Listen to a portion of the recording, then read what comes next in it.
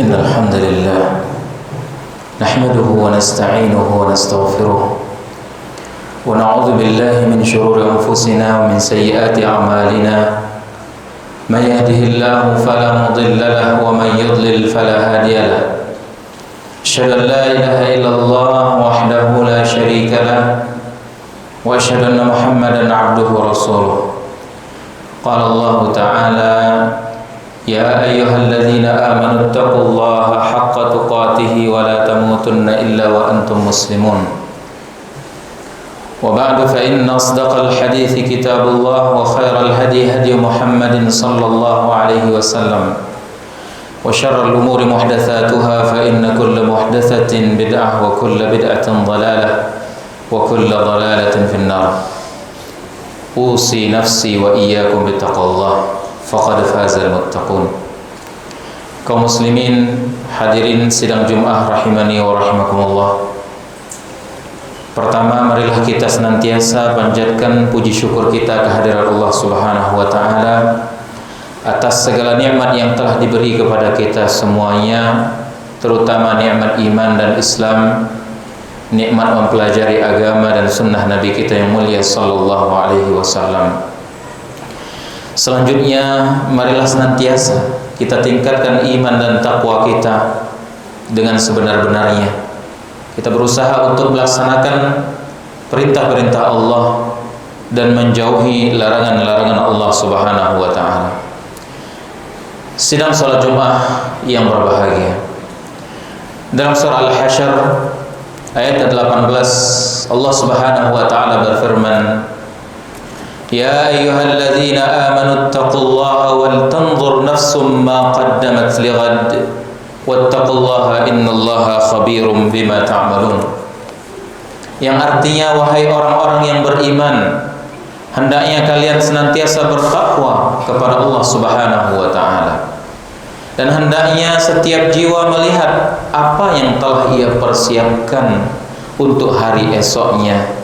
Dan senantiasa bertakwalah kalian kepada Allah, karena sesungguhnya Allah Maha mengetahui terhadap apa yang kalian lakukan. Pada ayat tersebut Allah berpesan kepada kita agar senantiasa bertakwa. Dan yang kedua, Allah memerintahkan kepada kita agar melihat dan memikirkan dan mempersiapkan untuk hari esok. Melihat dari amal-amal kita yang telah lalu, apa yang telah kita lakukan di hari kemarin, untuk kemudian kita persiapkan terhadap masa depan kita, yaitu di hari kiamat. Dan hal ini dikenal di dalam syariat kita, di dalam agama kita dengan istilah muhasabatun nafs. Melakukan introspeksi diri, melakukan perbaikan diri. Jika seorang pedagang, dia akan mempelajari kekurangan-kekurangan masa lalunya untuk meraih keuntungan yang lebih besar lagi, untuk meraih keuntungan yang lebih banyak lagi di masa esok harinya.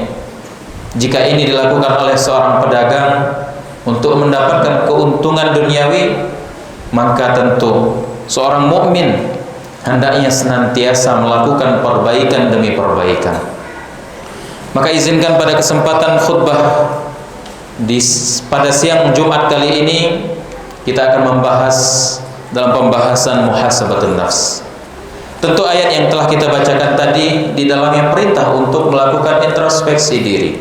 Karena Allah mengatakan wal tanzur nafsum ma qaddamat lighad. Hendaknya setiap jiwa melihat apa yang telah ia siapkan untuk esok hari. Jadi Allah memerintahkan kita untuk melihat dari amalan kita, bukan melihat amalan orang lain, tetapi melihat kepada amalan kita masing-masing. Dan terdapat banyak anjuran dari ulama ussalaf, dari kalangan sahabat dan yang lainnya, untuk melakukan introspeksi diri. Di antara yang terkenal adalah ucapannya Umar ibn Khattab. Khalifah Umar ibn Khattab pernah mengatakan, hasibu anfusakum qabla an tuhasabu wazinu qabla an tuzanu wa tazayyanu li ardil akbar yawma la takhfa alaikum khafiyah. Dan hendaknya kalian introspeksi diri sebelum nanti kalian dihisab oleh Allah, dan hendaknya kalian menimbang diri sebelum nanti kalian ditimbang oleh Allah, dan siap-siapkanlah untuk hari yang besar di mana pada hari itu tidak akan samar atas sedikit pun dari amalan kalian. Dan pada kesempatan yang lain beliau pernah menuliskan kepada salah seorang pegawai beliau. Di dalamnya Umar bin Khattab mengatakan, hasib nafsaka fir raha qabla hisab syiddah. Hendaknya engkau menghisab dirimu di waktu senggang, yaitu di dunia ini. Di dunia ini kita masih bisa menghitung-hitung lagi amalan kita. Bagaimana dengan sholat 5 waktu kita?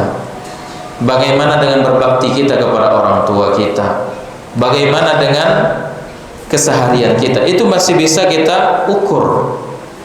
Inilah yang disebut oleh Umar hisab ar-rakha, waktu di mana masih ada kelonggaran sebelum nanti dihisab oleh Allah di waktu-waktu sempit.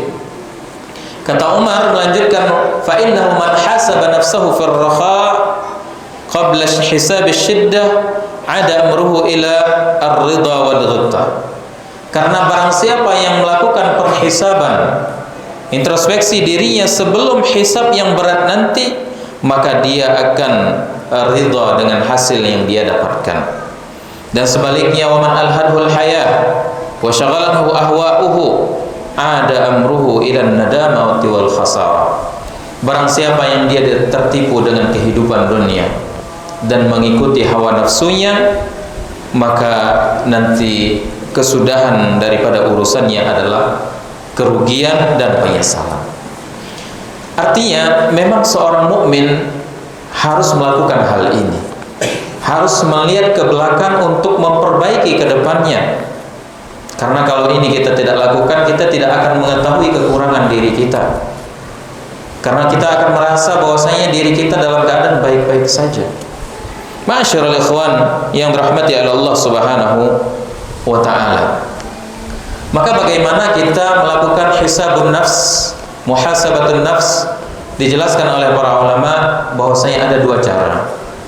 Yang pertama, sebelum kita beramal, sebelum kita melakukan apapun dari amalan kebajikan, maka kita lihat lagi amalan yang kita lakukan ini baik atau buruk. Kalau baik, silahkan laksanakan. Banyaknya orang terjerumus kepada kejelekan, keburukan, kemudian yang diujungi dengan penyesalan dikarenakan dia tidak berpikir sebelum dia melakukan amalan tersebut. Dan jikapun amalan yang kita lakukan itu baik, misalnya sholat baik, membaca Al-Quran itu baik, bersedekah itu baik, tetapi di situ juga harus kita melakukan muhasabatun nafs. Sudahkah ikhlas? Sudahkah sesuai dengan yang dianjurkan Nabi SAW? Sudahkah kita merasa diri kita ini bisa melakukan kebaikan itu atas dasar kebaikan Allah dan bukan dari jasa kita sama sekali? Ya, maka inilah muhasabatun nafs sebelum kita beramal. Kemudian ada kalanya kita muhasabatun nafs setelah beramal. Ini juga penting. Kita melihat hari-hari yang lalu, di hari ini, di pagi hari apa yang telah kita lakukan. Lihat hak-hak Allah dari kewajiban-kewajiban yang Allah Subhanahu wa taala wajibkan. Sudahkah kita menjalankan kewajiban tersebut? Kemudian larangan-larangan Allah, sudahkah kita menjauhi larangan-larangan Allah? Dan tak kalah pentingnya adalah perkara-perkara yang mubah, yaitu perkara-perkara yang baik, perkara-perkara yang dibolehkan. Bagi seorang mukmin tak ada yang sia-sia. Ya, maka perkara-perkara yang mubah, yang asalnya mubah, itu bisa saja kita mendulang pahala darinya dengan menghadirkan niat-niat yang baik. Maka seorang mukmin jangan sampai hari-harinya berlalu begitu saja tanpa mendapatkan pahala. Karena bisa saja perkara yang mubah itu menjadi ladang pahala bagi dia. Ma'asyiral kiram yang dimuliakan oleh Allah Subhanahu wa taala. Yang intinya seorang mukmin hendaknya senantiasa melakukan perbaikan demi perbaikan sebelum kemudian dia terlambat, sebelum kemudian diwafatkan oleh Allah Subhanahu wa taala. Maka Allah Subhanahu wa taala dalam ayatnya memanggil kepada orang-orang yang beriman. Allah mengatakan walladzina idza fa'alu fahishatan aw zalamu anfusahum dzakarullaha fastaghfaru lidzunubihim wa may yaghfiru dzunuba illallah wa lam yusirru ala ma fa'alu wa hum ya'lamun. Dan orang-orang yang apabila mereka melakukan keburukan, fahisyah, kekejian, atau mereka melakukan kezaliman, yaitu dengan berbuat zalim, melakukan dosa-dosa, kemudian mereka mengingat Allah, lalu mereka beristighfar terhadap dosa-dosanya, dan sungguh tidak ada yang mengampuni dosa-dosa melainkan Allah, dan mereka tidak terus melakukan dosa tersebut dalam keadaan mereka sadar. Maka dengan muhasabatun nafs, seorang itu akan dijauhkan dari yang namanya ujub. Ujub itu merasa diri kita setelah sempurna, telah melakukan kebaikan yang begitu banyak, sehingga dia merasa telah berjasa, merasa aman dari iqab dan hukuman Allah Subhanahu wa taala.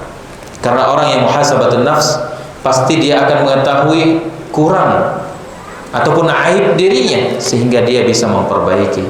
Berbeda dengan orang-orang yang tidak melakukan muhasabatun nafs, maka dia senantiasa merasa dirinya baik-baik saja, sehingga berlalu waktu, saat dia wafat barulah dia tahu bahwasanya ternyata masih banyak aib-aib yang dia dapati. Aqulu ma sami'tum wa astaghfirullah li wa lakum wa lisairil muslimin min kulli dzamb fastaghfiruhu innahu huwal ghafurur rahim.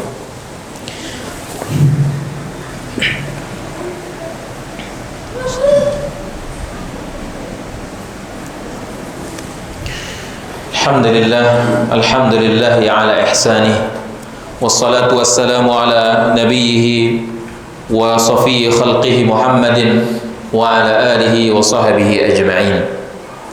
Ayyuhal mu'minuna ibadallah, usikum wa nafsi bittaqwallah faqad fazal muttaqun.